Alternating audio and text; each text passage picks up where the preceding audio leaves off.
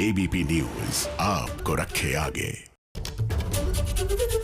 नमस्कार, जनमन धन e conclave में आपका स्वागत है। आपके साथ मैं हूं अखिलेश आनंद और अब मेरे साथ एक बहुत ही खास मेहमान जुड़ रहे हैं। विपक्ष के जोरदार आवाज हैं मनीष तिवारी, केंद्र में मंत्री भी रहे, देश के जाने माने वकील हैं और अभी सांसद भी हैं। मनीष तिवारी जी, आपका बहुत बहुत स्वागत। मनीष तिवारी जी, सीधे मैं आपके पास आऊंगा इस सवाल के साथ, इस बजट में आपको सबसे अच्छा क्या लगा?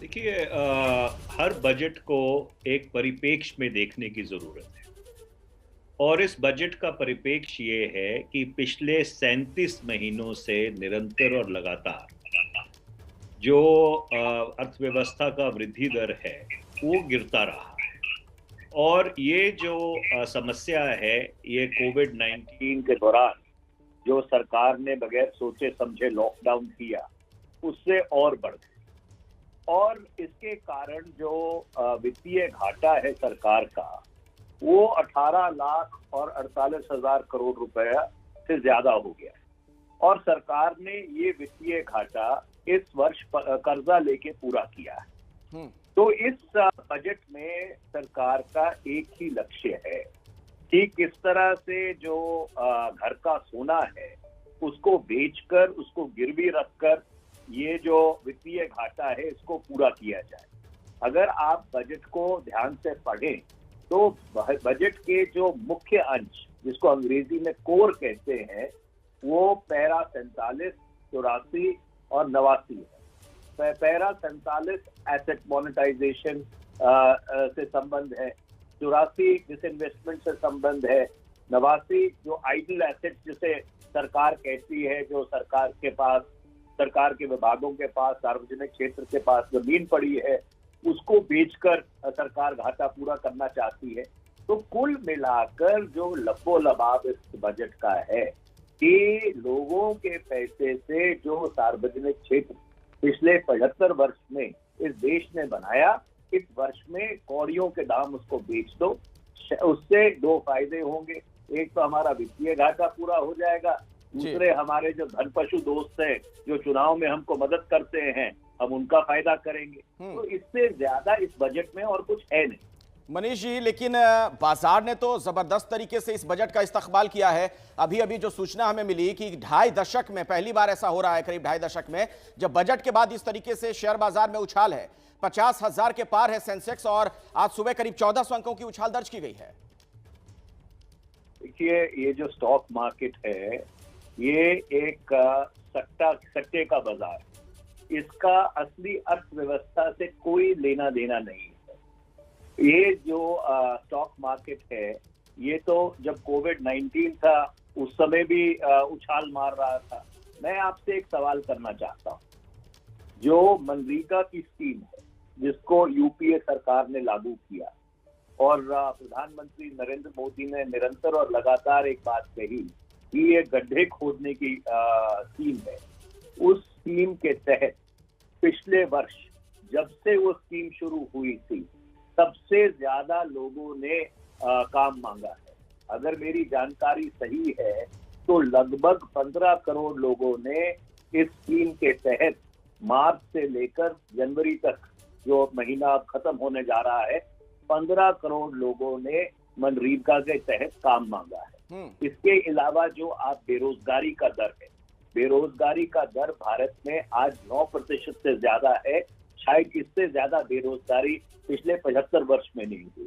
तो इसके कारण, इस कोविड-19 के कारण दो भारत पैदा हुए। एक वो भारत पूंजीपतियों का जिनकी धन और दौलत पिछले 8-9 महीनों में बढ़ी है, और करोड़ों करोड़ों वो लोग जो जिनकी नौकरियां गई हैं, मीडिया क्षेत्र में बहुत लोगों की नौकरियां गई हैं, और जो आज जिनको मुश्किल हो रही है कि किस तरह वो अपने परिवारों को चलाए।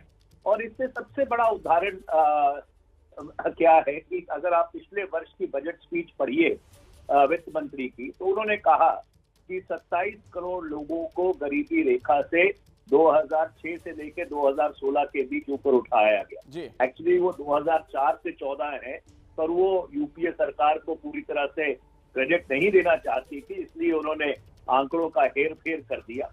और इस बजट में सरकार कहती है कि हमने 80 करोड़ लोगों को फूड सपोर्ट दिया। इसका क्या मतलब है?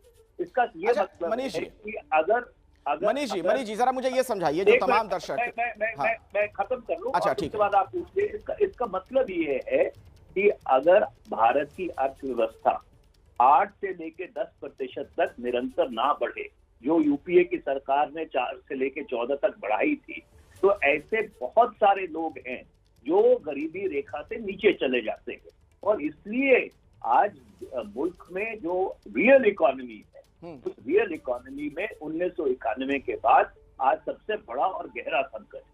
अच्छा मनीष जी, मुझे ये बताइए, आप तो खुद केंद्र में मंत्री रहे हैं, आपने इतनी बातें कही, तमाम आंकड़े आपने गिनवा दिए। अगर आपकी सरकार होती तो आप इस बजट में ऐसा क्या करते जो आपको लग रहा है कि ये सरकार नहीं कर पाई, मोदी सरकार?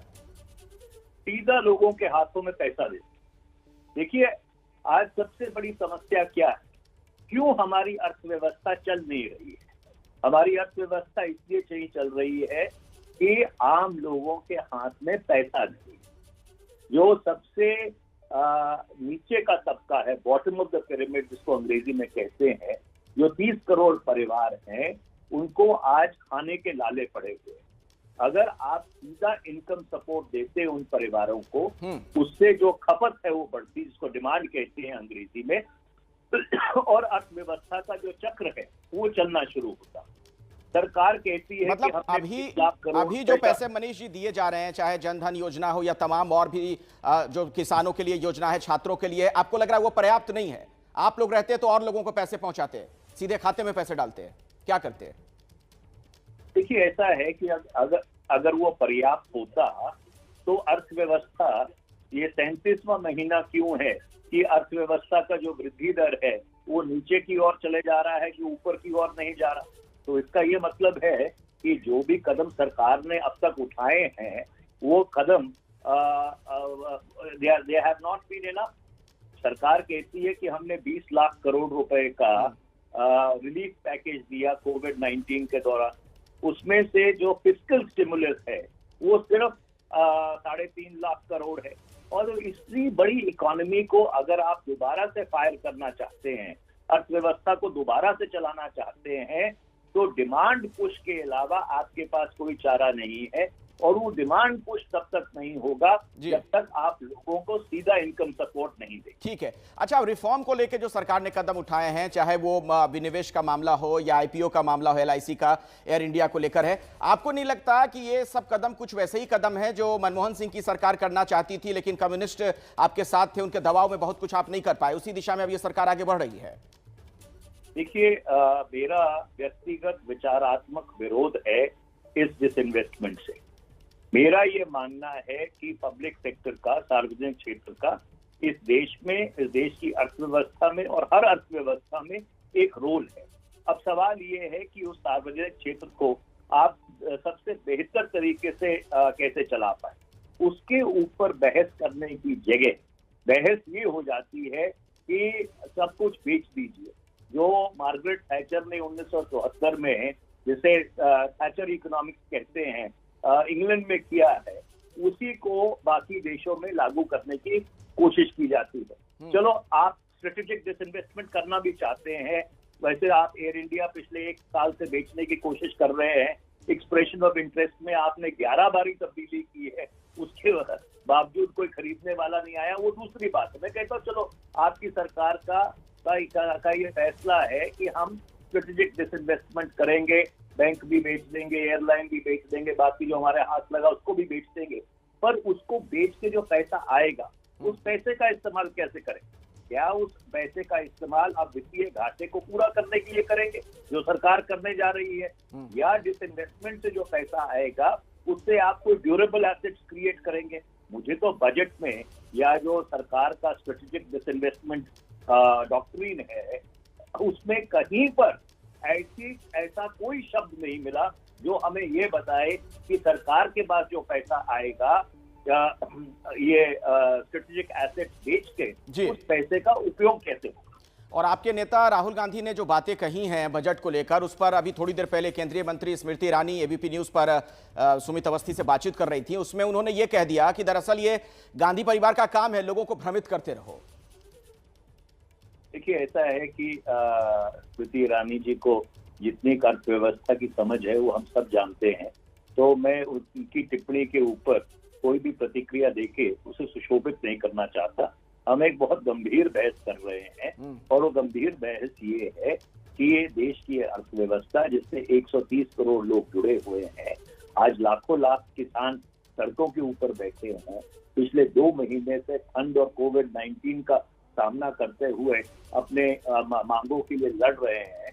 100 से अधिक किसान मर चुके हैं ठंड की वजह से और ये कोविड-19 की वजह से।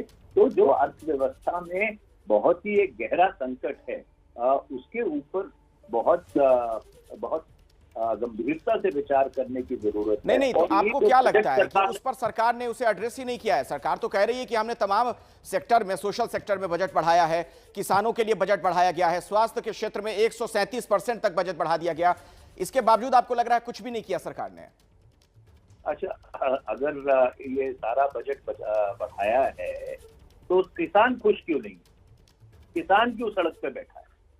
आप कहते हैं ना, आप किसानों के हिमायती हैं, आप किसानों के लिए काम कर रहे हैं, आपकी सरकार किसानों के हित को सामने रखती है। तो मुझे एक बात बताइए, फिर किसान क्यों नहीं खुश? किसान क्यों सरहद पे बैठे हैं? लाखों लाख किसान ट्रैक्टर लेके दिल्ली की ओर क्यों आ रहे हैं? इसका सीधा सीधा मतलब है कि जो भी कदम आप उठा रहे हैं वो किसानों के हकों के अनुकूल नहीं है, इसीलिए किसान सड़कों के ऊपर हैं। तो इस चीज को, आप इस वास्तविकता को आपको मानना चाहिए।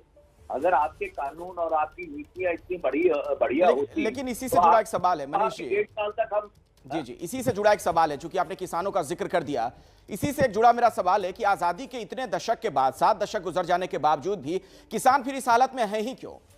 इस सरकार से भी सवाल होंगे, लेकिन सवाल आप लोगों से भी होंगे जिन्होंने इस देश में सबसे लंबे वक्त तक राज किया। इसके बावजूद अगर अन्नदाता की हालत यह है, ये दुर्दशा है, तो कौन जिम्मेदार है?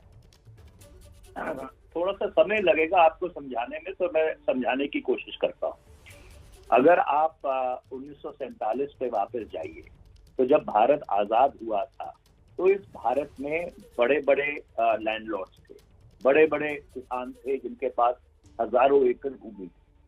जो कांग्रेस की सरकारें बनी, उन कांग्रेस की सरकारों ने सबसे पहले ये काम किया कि जो जमीन है वो उस किसान को जानी चाहिए जो उसके ऊपर खेती करता है।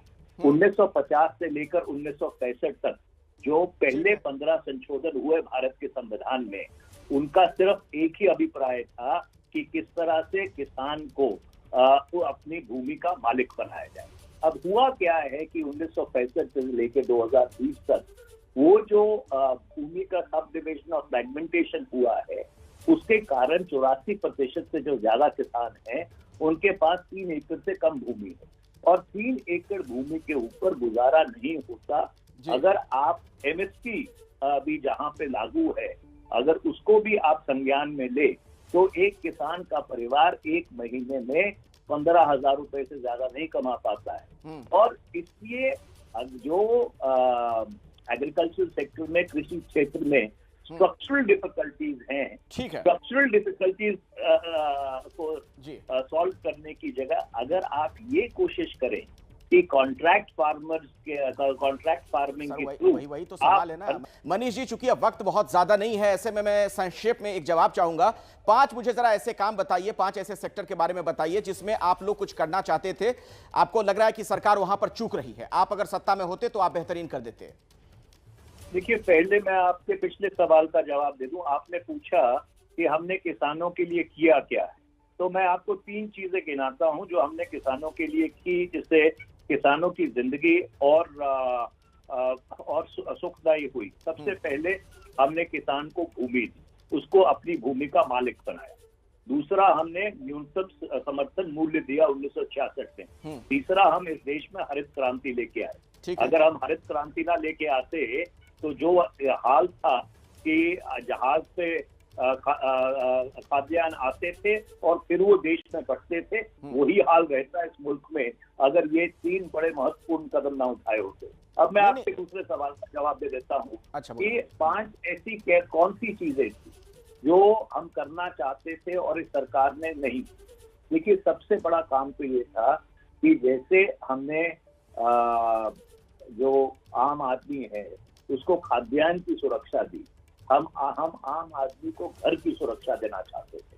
हम इस देश में हर व्यक्ति को एक अफोर्डेबल घर देना चाहते थे।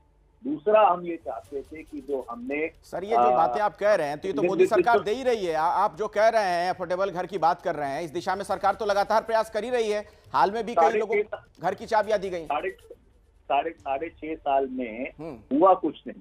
जिस व्यापक स्तर के ऊपर जैसे हमने कानून बनाकर खाद्यान्न सुरक्षा दी थी, ठीक है, जैसे कानून बनाकर हम मनरेगा लेके आए थे, उसी तरह से हम कानून बनाकर इस देश में हर व्यक्ति को अफोर्डेबल हाउसिंग देना। मनीष जी वक्त नहीं है, हाँ जल्दी से सर फटाफट। और इसके अलावा जो हमने निःशुल्क शिक्षा दी थी 6 से लेकर 14 वर्ष के बच्चों तक, उसको हम विश्वविद्यालय तक लेके जाना चाहते थे। और मैं बाकी भी बहुत से काम गिना देता हूं, पर आपके पास समय चलिए, हाँ समय नहीं है। बहुत बहुत शुक्रिया हमारे साथ जुड़ने के लिए इस ई कॉन्क्लेव में।